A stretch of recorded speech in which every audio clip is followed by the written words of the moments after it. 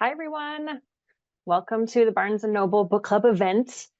Today we have Lexie Smythe, who is the category manager for fiction, and we also have Anna Quindlen, the author of our March Book Club book, After Annie. Lexie and I will be in conversation with Anna today, and we are so excited.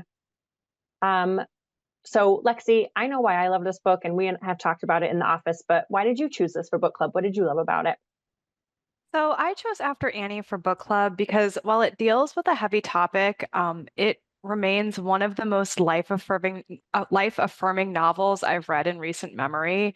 It's such a loving testament to the impact we have on the lives of others, even after we're gone. And I'm just so excited that we have Anna Quindlen here to talk about it with us.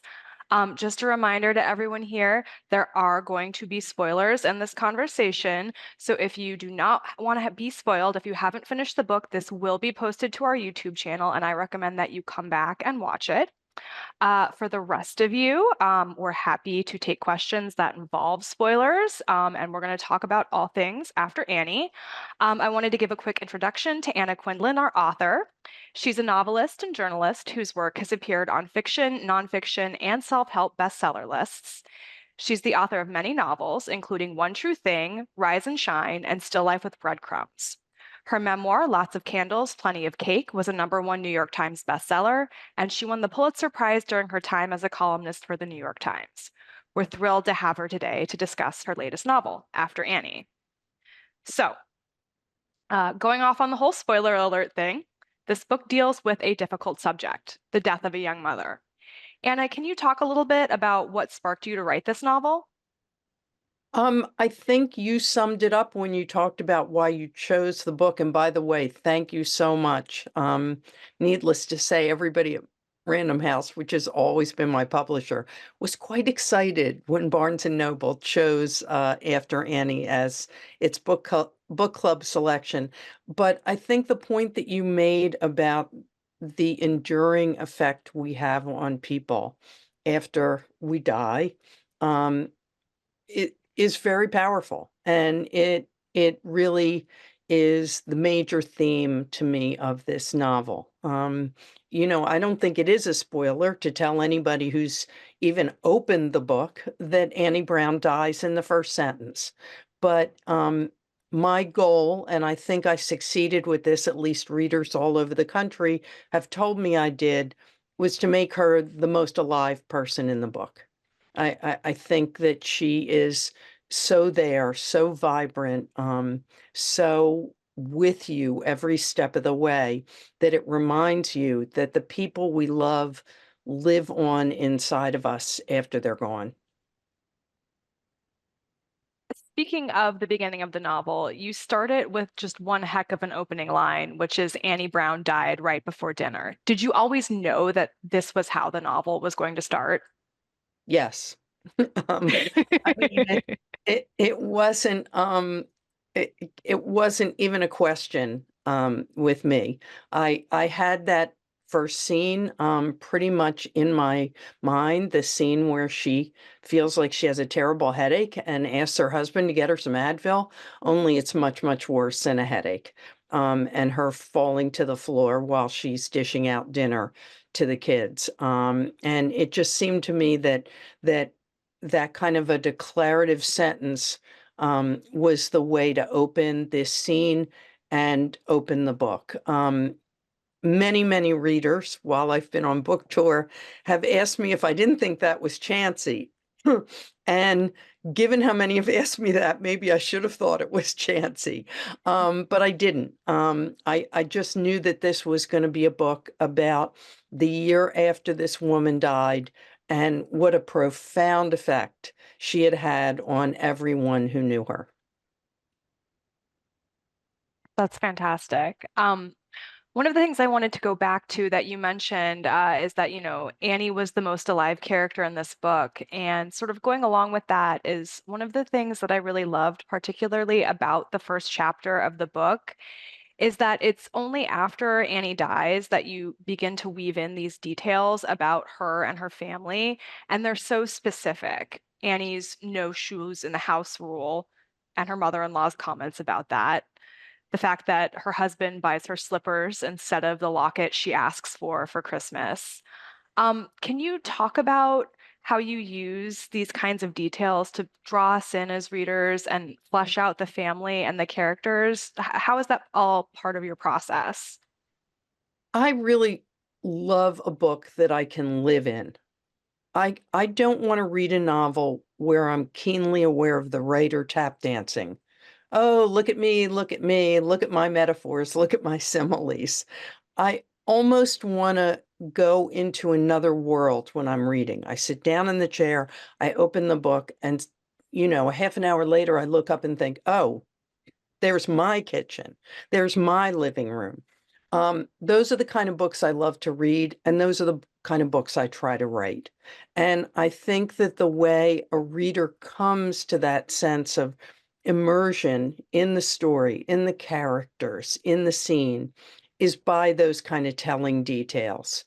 I spent some of the best years of my life as a newspaper reporter and then as a columnist. And as a reporter, when you have 700 or 800 words to write a story and you want to really bring the reader in, you have to have those telling details. You can only have 3 or 4 of them because of the space constraints. But if you have the right one, suddenly the reader is there with you. And I think that's something that I absorbed as a reporter that has served me in really good stead as a novelist.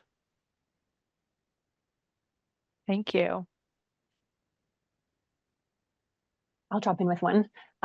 So something else that's great with those details is Bill and Annie's marriage, and you make it seem so real, most of which is they're happy and they love each other, but they're not perfect, which is where all the realism comes in.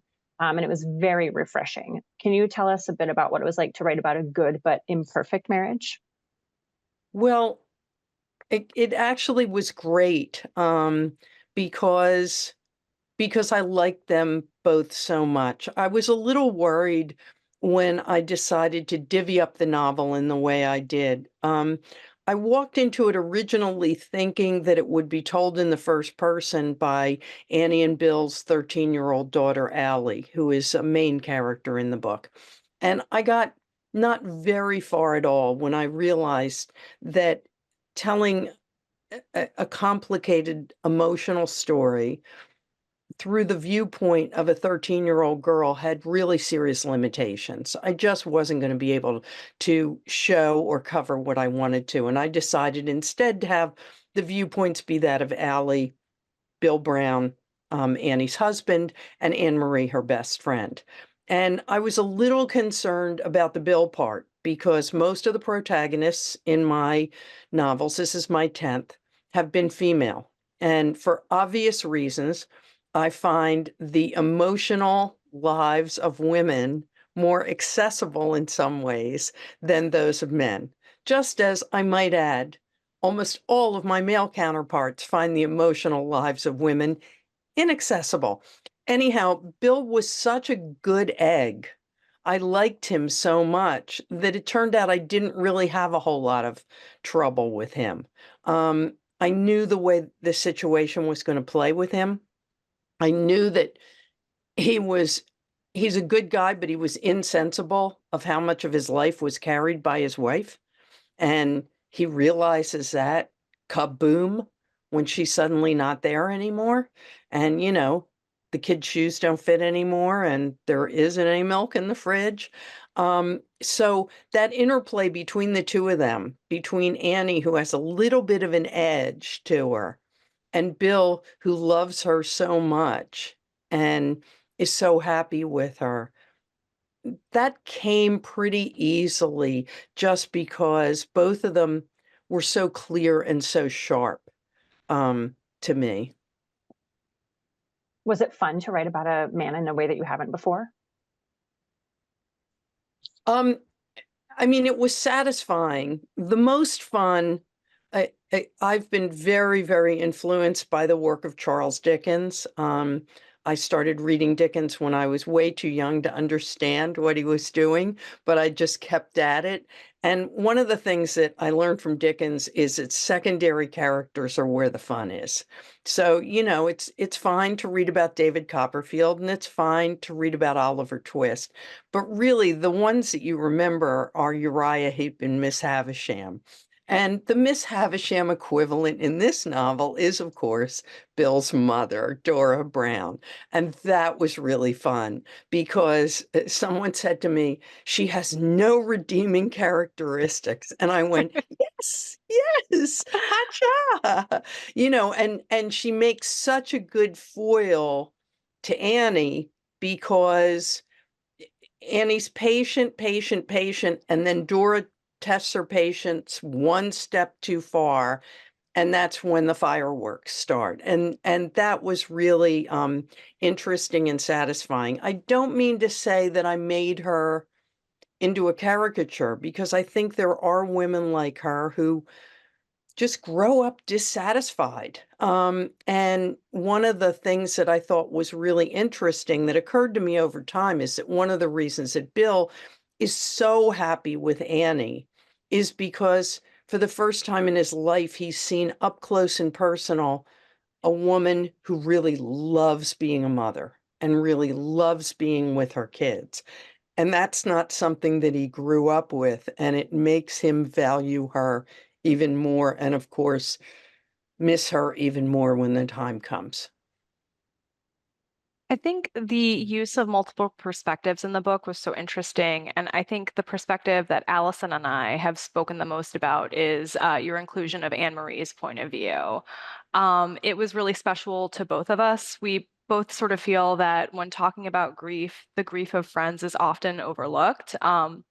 Allyson even told me this thing she heard, that she's heard that friends are the forgotten mourners. And can you speak a little bit to about what was important about including Anne Marie's perspective in the book?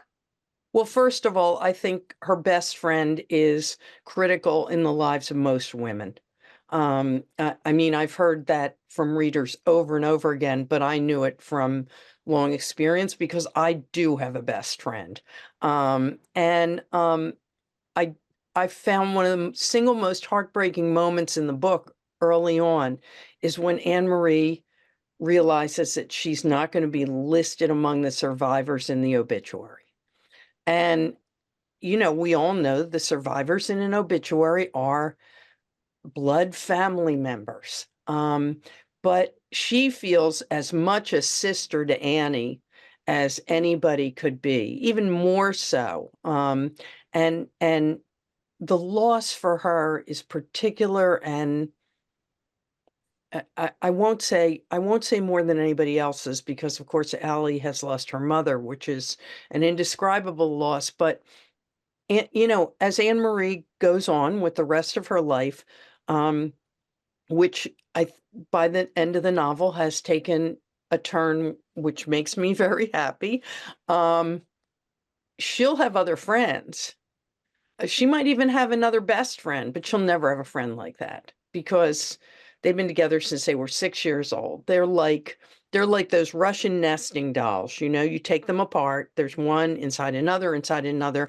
And these two people are the only two people, except for their families, who know each other as that tiny little one in that core in the center. And that uh, I really, really felt for her. It's been so interesting to me because in terms of readers, she's kind of a divisive character.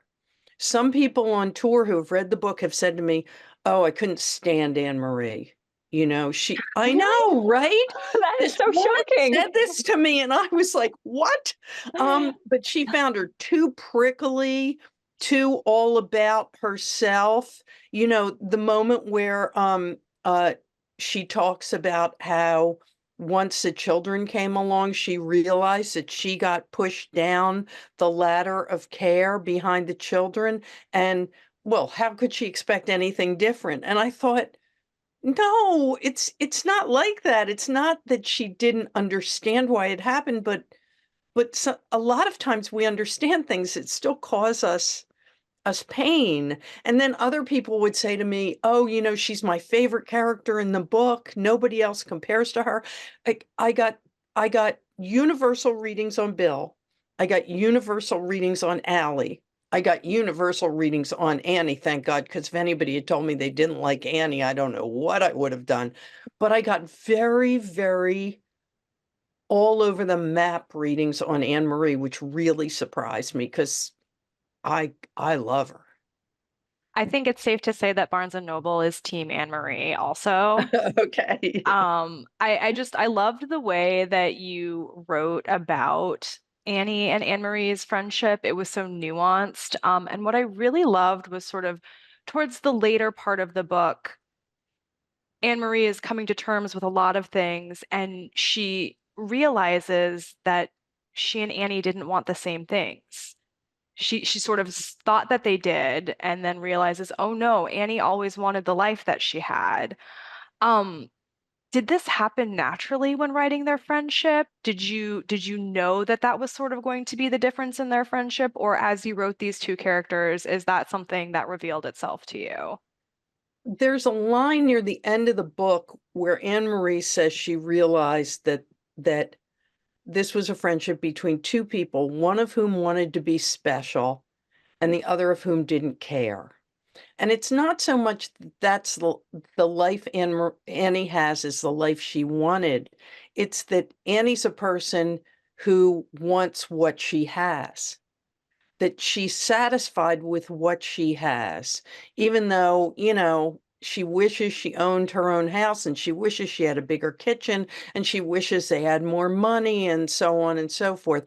But she's somebody who will will grow where she's planted.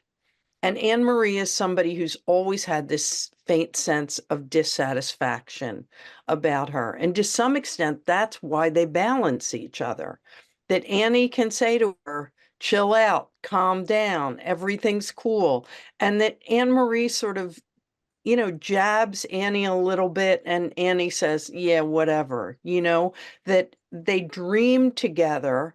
And then there's the break in the dream. And the break in the dream, of course, is when they're driving along and they're talking about, all the cities in Europe they're going to visit and all the traveling they're going to do. And Annie says, pull over, and she throws up on the side of the road. And right away, they both realize that she's pregnant. And for Anne Marie, this is kind of a disaster. Our plans have been foiled. And for Annie, it's a thrilling thing that's happened to her, and it's a thrilling thing that will happen over and over again until it doesn't happen again. So I think there are lots of friendships in which the two women are very different. In our family, we talk all the time about how the world is divided into flowers and gardeners. And people are always arguing at the dinner table. I am so not a flower. I don't understand how you could say that about, oh my God, you are such a flower. Back and forth. Anne Marie's a flower and Annie's a gardener. It's as simple as that, except that sometimes circumstances force flowers to become gardeners. And I think that's what's happened here.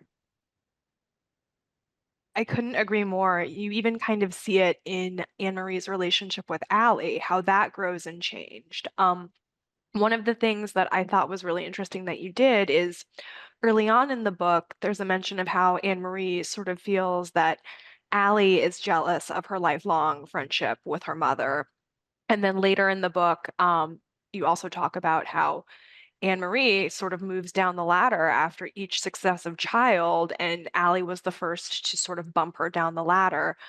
But by the end of the book, they have this really strong bond, having sort of seen each other through these difficult times. And can you talk about how that relationship developed in your writing?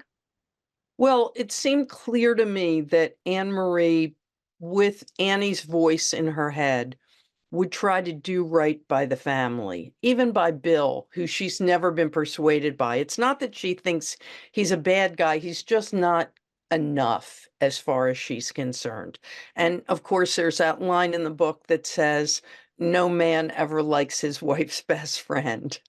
And several men have tried to argue with me about this, but a number of them have gotten a funny look on their face when it's been mentioned. And I think, aha. So there's always been this kind of neat between the two of them. And Bill thinks Annie puts too much effort into Anne-Marie, and Anne-Marie doesn't deserve it. And Anne-Marie thinks Bill is not quite enough. But Anne-Marie is going to step up for this family because of her love for Annie. And I think that it's inevitable that she'll fasten upon Allie. First of all, because of the woman to girl thing. Second of all, because it's clear that Allie is carrying so much weight that anybody can see it. And I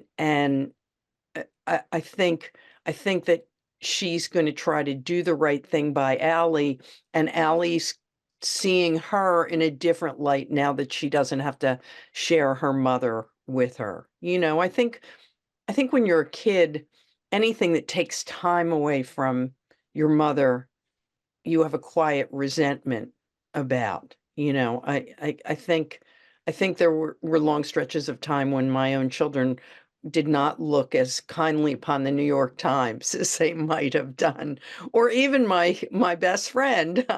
So I think now that that's gone, now that there's only the sharing of memories. The memories are invaluable, and I think Allie is smart enough to realize that there are things Anne-Marie knows about Annie that she doesn't and might learn. And there are ways of Annie loving and being that her children understand that Anne-Marie might want to learn now in a deeper, more thorough way. I love the relationship between Anne-Marie and Allie, of course. And then that, going down to Allie and all of that. And it was such a real example of true best friends who remain so close. And as we were saying, Anne-Marie's family came first and the bond between them is still there. But Annie had helped Anne-Marie through so much that it's almost like Anne-Marie gets to pay her back for all of that by being there for Annie's family after all of this. So kind of what you were saying, like, just being there. Can you speak to that? Yeah, in some sense, the tables have turned. There's that moment where Anne-Marie says to herself that when she was such a train wreck, Annie says to her, if you died, it would kill me. And Anne-Marie says, but we never thought of it the other way around. And it's that she has to step up and be the strong one and the loving one. She has to, in some sense, almost symbiotically absorb Annie and the lessons Annie has taught her in order not only to keep this family alive, but to keep herself alive. I mean, all of the best advice Anne-Marie gets is from someone sitting shotgun in her car, only there's nobody there. But she's still hearing the voice telling her to do the best things for herself, to avoid the bad things for herself. And I think that as she's hearing that, it's almost like she's absorbing some of Annie's soul, ethos, whatever you want to call it, into herself in a way that can only benefit her moving forward. I mean, one of the hardest things to admit about the death of someone really good whom you love is that having them die can often make you a better person. Without them, you realize that you have to step up and be the self that they thought you were, or that they always wanted you to be. And that's so difficult, because what you're basically saying is, her death has been, in some sense, a benefit to me. And that feels so wrong, and yet it can be so true. I'd love to talk a little bit more about Allie because I think she was also a character that most of us here in the office were really fascinated by and talked a lot about. You know, she's got so much on her plate. It's sort of the classic eldest daughter role. She's helping her dad run the family. She's also trying to help her friend Jenny. She's got so much going on. And I guess, in times like this, we don't always realize how much we're dealing with or carrying until we get out on the other side. Did you intend for her to be dealing with so much when you were writing this character? Yes. I mean, anybody who's on Instagram knows that there are endless Instagram memes about eldest daughters. And as an eldest daughter, I think they're all true. um, and one of the things that I wanted to avoid here is there was a certain kind of reflexive eldest daughter responsibility that took place when I was young or a generation ago. It was completely unrepentant. It was like, well, you're the eldest daughter. This is your job. I wanted eventually in the novel for you to understand, and for Bill Brown to understand that this is just wrong, that this girl is carrying too much, that we can't expect her to do this. And one of the other characters, secondary characters that I love so much in this book is Philomena Cruz, who is the school counselor. I suddenly realized 10 books in with this character that in every single one of my novels, there's somebody in the helping professions who's a hero. And in this book, it's definitely her. And she's a hero because she's so helpful to Allie, even though Allie has been thoroughly inculcated with the middle school dictum, you do not talk to the counselor. There's nothing good can come of talking to the counselor. But also because the counselor takes that one step further, is talking to Allie, is talking to her brother, and thinks, I need to talk to their father. I need to talk to their father because they love him. He seems like a good man, but he's kind of blowing this. And he's blowing it for all the reasons that we've all heard a million times. Don't mention their mother. That'll just upset them. I mean, it's the silliest dicta imaginable, as though they're not already upset. Don't show them how much pain you're in. Well, that sort of disappears the marriage, the mother, the relationship, the woman. And I, I love the fact that while all of this comes down on Allie early on, Bill eventually gets to a place where he thinks, no, we're not going to let this girl carry all this weight anymore. She's always going to be an eldest daughter. That's going to mean that she's always going to feel like she sort of has to run the world, but she's not going to have to worry about whether there are groceries in the fridge anymore. One of my favorite moments in the book is when Allie is with the Mennonite girls, and she talks about how it's worse for her that people won't talk about her mother or her mother's death. Tell us more about writing that moment and why you chose to include it. Well, in some sense, she feels absolutely carefree because they're not doing anything that seems to have any moment to it. They're putting honey in jars and they're all dressed the same, so no one has to worry about what they're wearing in typical middle school fashion. And they're children. That's what it is. They're all children in a way that in that kind of community, children stay children. And I also, it gave me an opportunity for her to meet somebody because obviously, eventually she would, somebody her age who was also having this same experience, because there's so much silence around grief. We're so terrified of it. We're so terrified of death and grief and loss that we put this wall of silence around it. And behind the wall, people are suffering, and those walls have to come down. And for me, the most useful moments in this novel are when the walls come down, When Anne Marie can say to Allie, or Allie can say to Anne Marie, you remind me of her, or she used to say this. When they can stand at the grave and talk about her, as opposed to, no, no, no, no, no, we have to move on. Well, moving on without looking back is a fool's errand.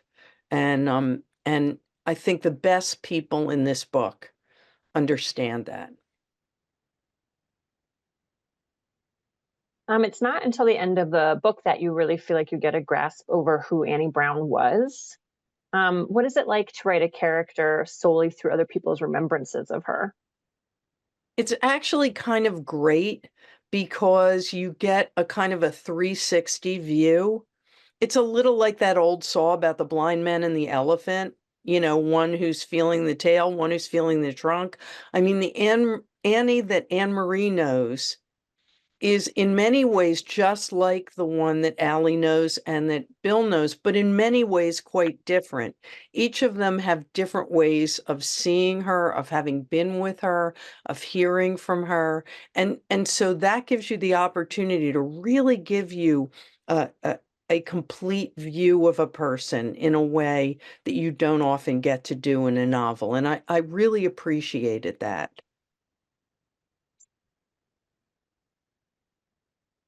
Think something that we and many other people who read your books love is that you write so convincingly about the nuances of what it's like to be in a family. Do you ever draw from your own experiences? Is this all things that you come up with on your own? Where does your wisdom on family come from? Well, I grew up in a family. I'm the oldest of 5 children, and I have 3 children myself. And I basically said once, and it's still true, that family really is the only thing that anybody really writes about. I mean, all war novels are about a group of soldiers who become a family.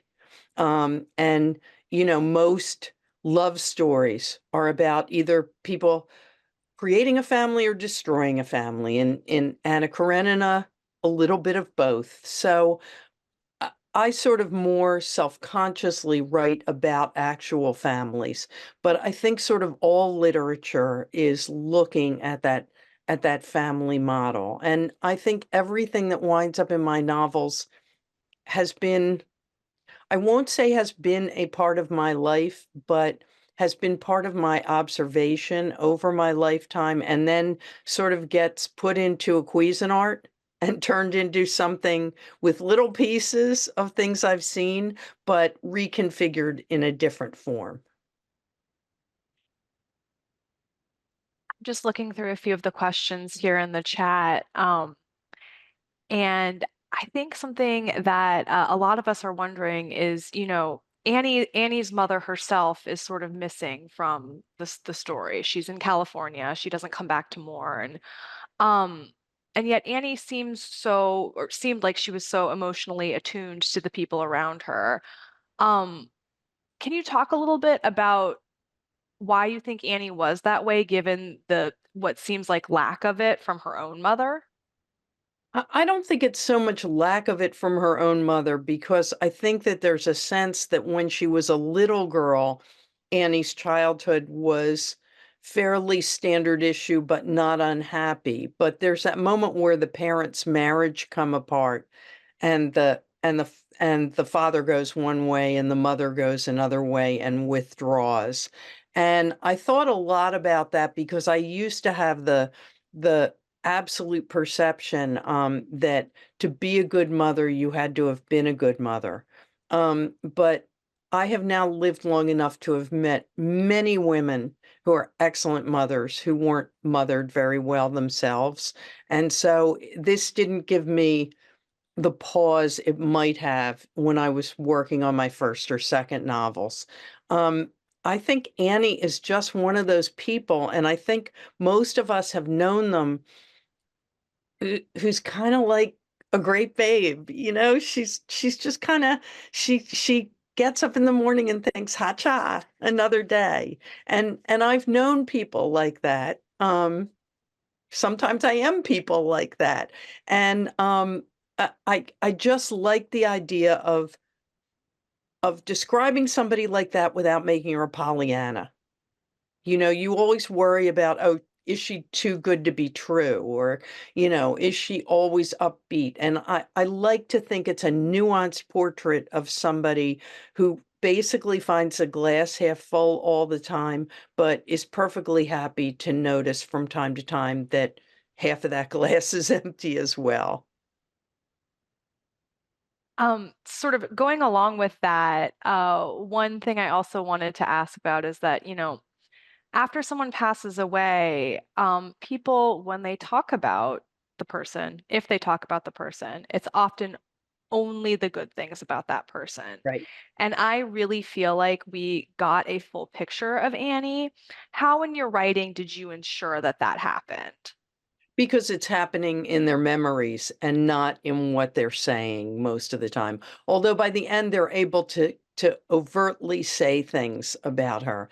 I mean, I hate the plaster saint phenomenon, which is suddenly that somebody becomes an almost unrecognizable, faint smile, halo kind of person. It robs them of all their humanity. And luckily, since we're inside Allie's head and Anne Marie's head and Bill's head, we can be privy to their thoughts about Annie, which are not only thoughts about how good and loving she was, but the sharp things she said, the mistakes she made, the comebacks she had, those back and forths with Bill's mother that take away some of that plaster saint thing. I mean, Allie says early on when people at the funeral home are talking to her, after somebody dies, do they automatically become good people? And Annie is a good person, but she's not without certain sharp edges and elbows. And to rob her of that in death would be a terrible thing to do.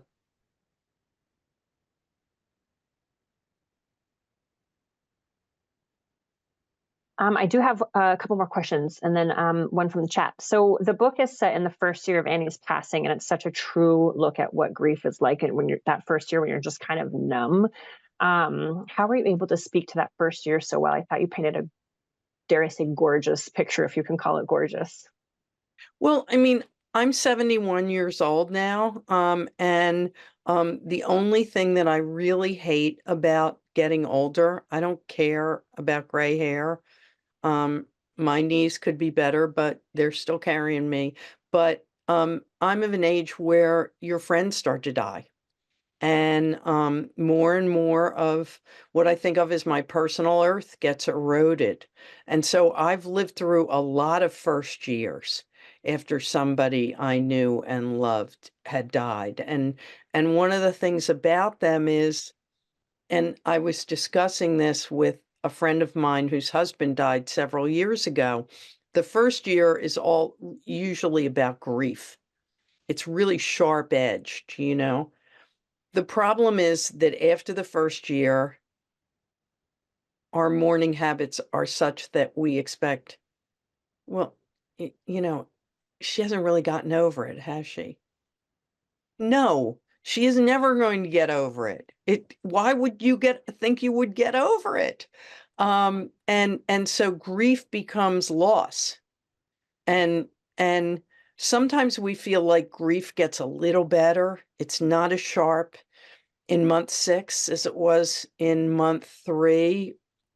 But I think anyone who has the least little bit of emotional connection understands that loss is forever. And that's all there is to it. And people have said to me, how do you think they go on? And I think they do go on. I don't know what happens to Bill. I don't know if Bill marries again. I think Anne Marie's life is about to change in in many good ways. And Allie I think promises to grow up into a pretty formidable woman, but they've suffered an enormous loss.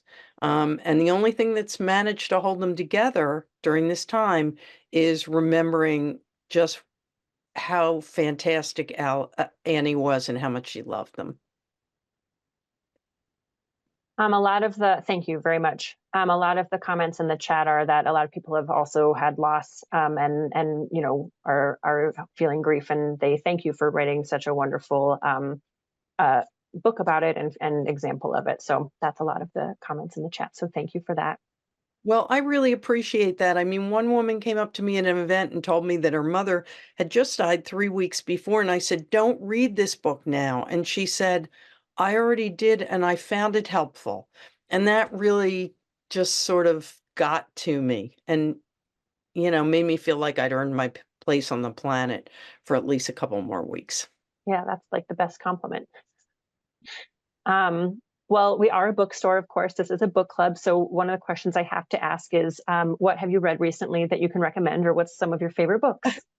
I just finished James by Percival Everett, and it is every bit as brilliant as everybody says it is. And here's an important thing for readers. You do not need to read or have read The Adventures of Huckleberry Finn to love this novel. It really stands alone as an incredible portrait of what it means to try to kind of cosplay your existence to suit the prevailing culture. I just think I'm so thrilled because this is his 24th novel, and he's a brilliant novelist, and he hasn't really emerged as much as he should have, and so I'm really thrilled about that. And I just finished In Galleys, a book that comes out at the end of this month by Laura McHugh called Safe and Sound, which is nominally a mystery / thriller, but actually is a wonderful novel about small town life and trying to escape it. Love that. James is a very big in-house favorite here. We've been talking about it a ton, so I love to hear that be the first book out of your mouth. Yes, it's such a wonderful book. It's brilliant. It's a really, really brilliant novel. Will I be surprised if he wins a Pulitzer for that novel? Not in the least. You heard it here first, everyone. I know nothing. And I wanted to add something, since you are a bookstore, which is it has been undeniable to me on Instagram that your stores around the country have done such beautiful individual displays of this book, of After Annie, in the last month. I mean, really wonderful things with willow branches and setups with all kinds of beautiful objects around the book. And it's just been, I keep finding new ones and just thanking people for doing that. Well, it's been really fun for us to see all of that love too, because we love it here, and it's just wonderful to see when it's all shared with everyone. So thank you, and thank you for writing such a wonderful book. Thank you. Thank you so much for choosing it for the book club. I really appreciated it. We love this book, and just thank you for joining us today for this conversation and for writing the book. Thank you to the audience. Thank you all for joining us and spending your afternoon with us. We're so happy that you're here. As a reminder, we'll be back next month on May 3rd to discuss our April book club pick, which you can register for on Eventbrite. And just thank you so much again, Anna. This was really wonderful. It was so great to talk to you. I hope we get to do it again soon. Thanks, everybody, and we'll see you all very soon. Thank you.